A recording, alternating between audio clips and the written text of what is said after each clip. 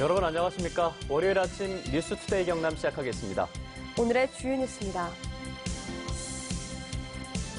내일부터 음주운전 단속 기준이 혈중 알코올 농도 0.03으로 강화됩니다. 농기계 임대가 매년 늘고 있지만 농민들은 운송료 부담 탓에 직접 농기를 몰다 사고를 당하는 일이 적지 않습니다. 정책을 전환해야 한다는 목소리가 높습니다. 냉각기를 통해 주로 감염되는 레지오넬라증의 환자 수가 이른 무더위와 함께 매년 급증하고 있습니다. 자율형 사립고등학교에 대한 시도교육청의 지정평가 결과가 엇갈리게 나오면서 울산 현대청운고등학교의 평가 결과에도 관심이 모아지고 있습니다. 내일부터 음주운전 단속과 처벌 기준이 강화됩니다. 일반적으로 소주 한 잔 혹은 맥주 한 캔만 마시더라도 단속될 수 있습니다. 이재경 기자가 보도하겠습니다. 지난달 거제의 한 교차로. 시외버스 한 대가 바로 옆 트럭과 부딪힐 듯 아슬아슬하게 도로를 달립니다. 버스는 신호 대기 중이던 소형 승용차를 뒤에서 그대로 들이받습니다. 사고 당시 버스 운전자 55살 조모 씨의 혈중 알코올 농도는 0.209%로 만취 상태였습니다. 지난 3일에는 창원시설공단 직원이 혈중 알코올 농도 0.193%의 만취 상태로 차를 몰다 식당 기둥을 들이받는 사고를 내기도 했습니다. 음주운전! 하루가 멀다 하고 음주운전 사고가 계속되자 경찰이 창원시와 함께 음주운전 근절을 위한 홍보활동에 나섰습니다. 특히 이달 25일부터는 음주운전 단속 기준이 혈중 알코올 농도 0.03%로 더 강화됩니다. 일반적으로 소주 한 잔이나 맥주 한 캔 정도를 마셨을 때 측정되는 수치입니다. 또 전날 술을 마셨다면 다음날 운전대를 잡지 않아야 합니다. 전날 한 병 정도 소주를 드실 경우에는 최소한 개인별 차이는 있겠지만 6시간 정도 지나야 알코올 분해가 될 수 있기 때문에 이 점도 특히 운전자분들이 주의를 하셔야 됩니다. 최근 3년 동안 경남에서 음주운전 단속에 적발된 건수는 모두 4만 8천여 건. 해마다 단속 건수는 줄어들고 있지만 술을 마신 채 운전대를 잡는 습관은 여전히 사라지지 않고 있습니다. 소주 한두 잔만 마셔도 나올 수 있는 혈중 알코올 농도 0.03% 이상만 되어도 처벌이 가능합니다. 따라서 우리 경찰서에서는 음주운전 단속을 강화할 계획입니다.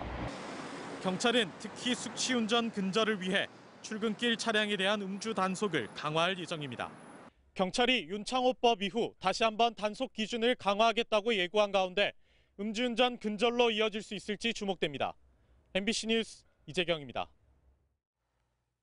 요즘 농민들은 농기계를 직접 사기보다는 지자체나 농협에서 임대하는 경우가 많습니다. 그런데 농기계를 옮기는 비용이 만만치 않다고 합니다. 안전사고의 가능성도 있는데요. 이 소식은 김태석 기자가 취재했습니다. 사천시 농업기술센터가 운영하는 농기계 임대사업소. 임대 신청이 들어온 퇴비 살포기를 5톤 화물차에 싣습니다. 10여 분을 달려 도착한 농가. 퇴비 살포기를 트랙터에 연결해 바로 작업에 들어갑니다. 사람을 쓰면 일당을 10만 원은 줘야 하는데 하루 임대료 13,000원이면 해결할 수 있습니다. 구입하려고 뭐 가격도 비싸고 실제로 1년에 한두 번 쓰는 걸 구입해갖고 또 보관하기도 굉장히 불편고 힘들고 하니까 임대 사업이 굉장히 좋은 거죠. 우리. 농기계 임대는 해마다 증가해 지난해에만 도내 34개 사업소에서 5,500여 대의 농기계를 5만 차례 이상 빌려줬습니다. 임대료는 기계 종류에 따라 하루 1,000원에서 9만 원까지 다양합니다. 구입 가격의 0.2%를 받고 있습니다. 운송료는 왕복 3만 원을 받고 있고 연간 실적은 한 1,350농가가 이용하고 있습니다. 그런데 농기계를 현장으로 옮기는 운송료가 농민들에게는 상당한 부담입니다. 임대료보다 운송료가 비싼 경우도 많아 운송료를 아끼려고 직접 기계를 몰다가 안전사고를 입는 고령의 농민들이 적지 않습니다. 농기계 사고는 지난 3년 동안 3천여 건이 발생해 900여 명이 숨졌는데 180건의 사망사고 가운데 70대 이상은 전체의 80%를 넘겼습니다. 고령 농민들의 임대 농기계 운송료 전면 감면이 필요하다고 판단됩니다. 따라서 운송료도 기계 종류에 따라 차별화해야 한다는 의견이 나오고 있습니다. 예산 확대와 관련 규정 개정으로 농기계 임대는 크게 늘리되 운송료는 대폭 감면하는 정책 전환이 필요해 보입니다. MBC 뉴스 김태석입니다.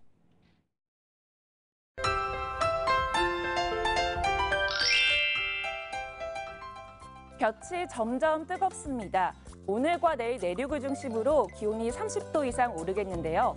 합천의 경우 낮 기온이 31도까지 오르고요. 창원은 26도, 진주는 28도까지 오르면서 어제보다 1에서 3도가량 높겠습니다.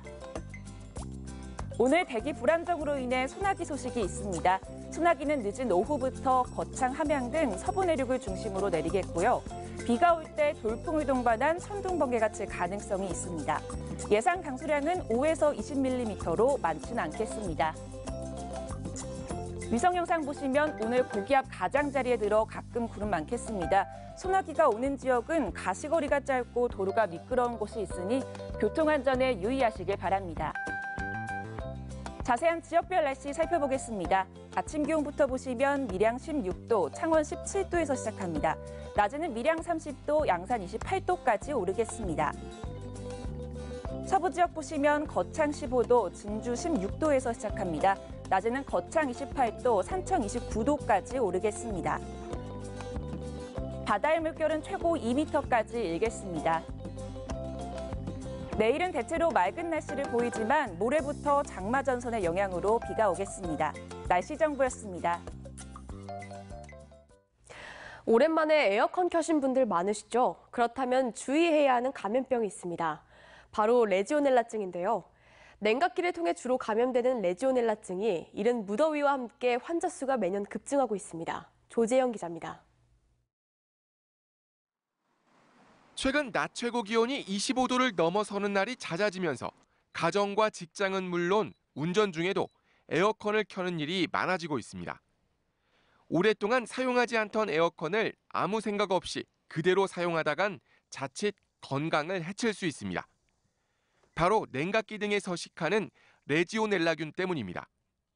레지오넬라균 감염병인 레지오넬라증은 초기 증상이 냉방병이나 감기로 오해받기 쉬워 그냥 지나칠 수 있지만 치사율이 30%에 이르는 치명적인 질환입니다.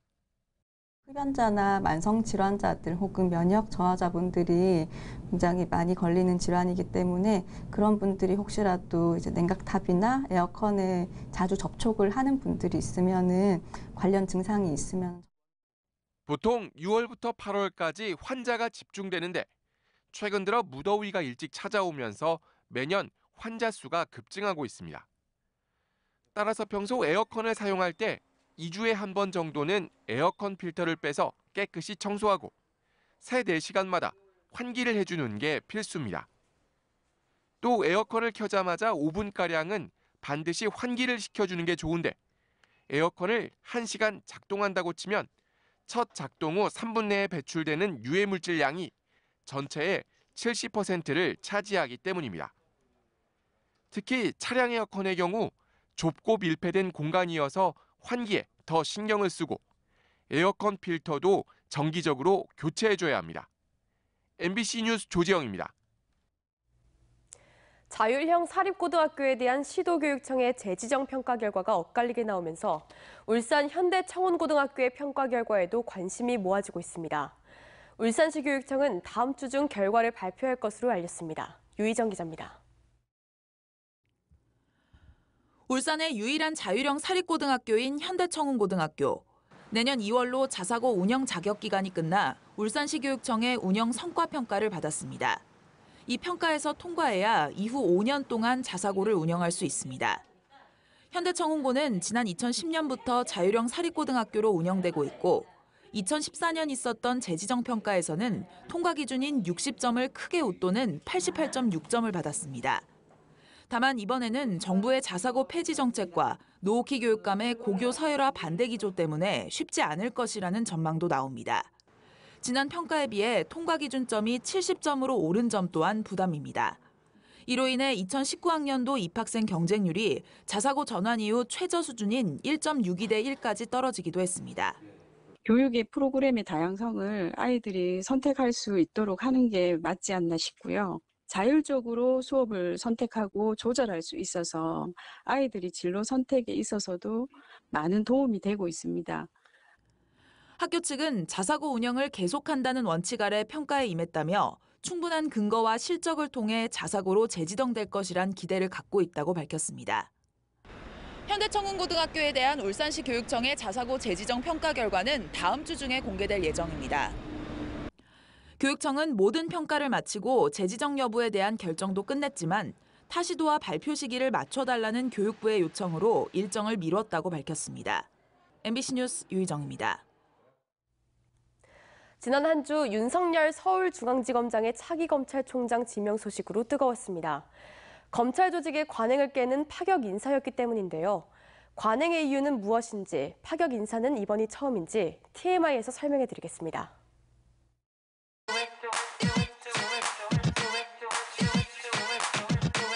윤석열 서울중앙지검장이 차기 검찰총장 후보자로 지명됐습니다.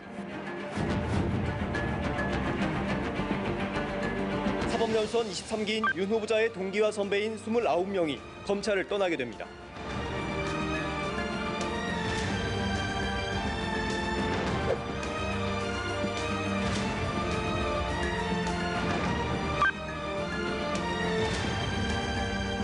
검찰 조직이라는 것이 그 상명하복 관계의 어떤 피라미드 조직을 이루고 있고 거기 그 최정점에 검찰총장 한 사람이 있는데 그 선배나 또는 동기가 계속 검찰에 잔류하는 것은 검찰총장의 지휘권 행사에도 좀 걸림돌이 될 수 있다. 그런 생각에서 그만둔 것으로 알고 있습니다.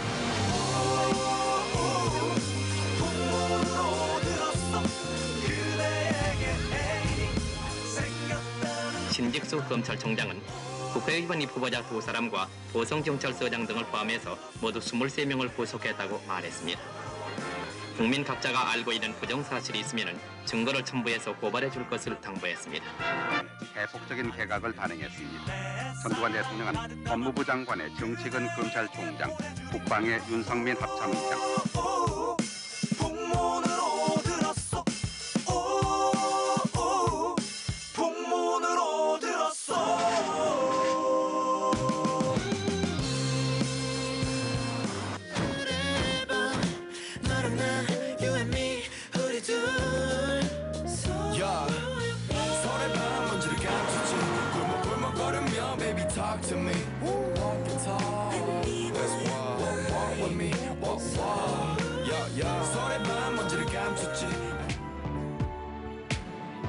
공정한 세정을 펼쳐나가는데 최선을 다하겠다고 밝혔습니다.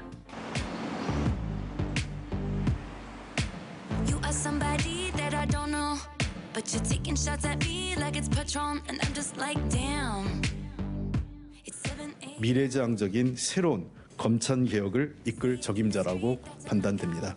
틀림없이 또 많은 분들이 한꺼번에 그 사표를 내고 나가실 것 같은데 경륜이 있는 그런 검사장들 그분들의 그것도 어떻게 보면 검찰의 소중한 자원이 아니겠습니까? 근데 그것을 한꺼번에 잃게 되는 게 좀 안타깝다고 말씀드릴 수 있겠습니다.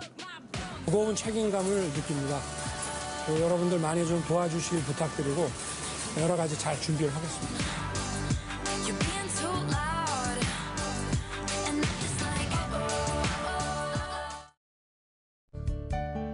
투데이 경남 순서입니다. 한국항공우주산업카이의 여름철 맞이 이웃돕기 물품 전달식이 오늘 오후 4시 사천시청에서 진행됩니다. 영농 폐비닐 수거 지원금 전달식은 오늘 오전 11시 밀양시청에서 열립니다. 거창소방서 의용소방대 기술경연대회 개회식이 오늘 오전 11시 거창군 체육관에서 개최됩니다. 제3회 김해 장애인 인권영화제가 오늘 오후 2시 김해시청에서 열립니다. 어제 오후 2시쯤 하동군 악양면 상공에서 행글라이더를 타던 2명이 충돌해 추락했습니다. 이 사고로 53살 김모 씨가 숨졌고 46살 배모 씨는 다리를 크게 다쳐 병원에서 치료를 받고 있습니다. 같은 동호회 회원인 이들은 하동 지리산 형제봉 활공장에서 30분 간격을 두고 출발했다가 변을 당한 것으로 전해졌습니다. 경찰은 두 사람이 착륙 지점 200m 상공에서 충돌에 떨어진 것으로 보인다는 목격자의 진술을 토대로 정확한 사고 원인을 조사하고 있습니다. 어제 저녁 8시 10분쯤 합천군 덕곡면의 한 공터에 주차돼 있던 5톤 화물차에서 난 불이 바로 옆 1톤 화물차까지 옮겨붙어 소방서 추산 800만 원의 재산 피해를 낸 뒤 30분 만에 꺼졌습니다. 경찰과 소방당국은 화물차 엔진 과열로 불이 난 것으로 보고 정확한 화재 원인을 조사하고 있습니다. 최근 3년간 남해와 사천, 통영과 거제 해역에서 발생한 낚시 여선의 안전사고는 모두 85건으로 이 가운데 68%는 기관 고장과 추진기 장애 등 단순 사고인 것으로 나타났습니다. 통영 해경은 대형 인명사고는 야간 영업에 따른 무리한 운항과 안전수칙 미준수, 선장의 경험 부족 등 인적 요인으로 발생한다며 낚시여선 사업자의 주의를 당부했습니다. 경남교육청은 교육정책의 도민들의 의견을 반영하기 위해 마련한 2019 경남도민 교육정책 제안 열린 포럼을 다음 달 10일 도교육청에서 개최합니다.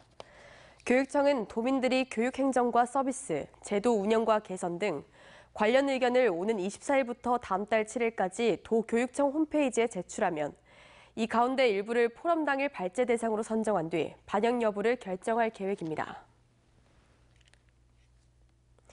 혁신주도형 동반성장 문화 혁신을 확산을 위한 혁신성장 투어가 다음 달 경남에서 첫 선을 보입니다. 경상남도는 다음 달 17일 창원 컨벤션 센터에서 동반성장위원회와 공동으로 대기업 72개사와 중소기업 200개사가 참가하는 가운데 제1회 혁신성장 투어를 연다고 밝혔습니다. 이 자리에선 기업 구매상담회와 우수제품 전시회, 동반성장 대토론회, 중소기업 컨설팅 등이 진행됩니다. 창원시는 맞벌이 가정 자녀가 입원하면 부모 대신 아이를 돌봐주는 병원 돌봄 서비스를 올 하반기부터 지원하기로 했습니다. 최근 간병과 돌봄 교육을 마친 병원 아동보호사 29명은 성균관대 삼성 창원병원, 한양대 한마음 창원병원, 창원 경상대 병원 등 창원 지역 병원에서 활동하게 됩니다.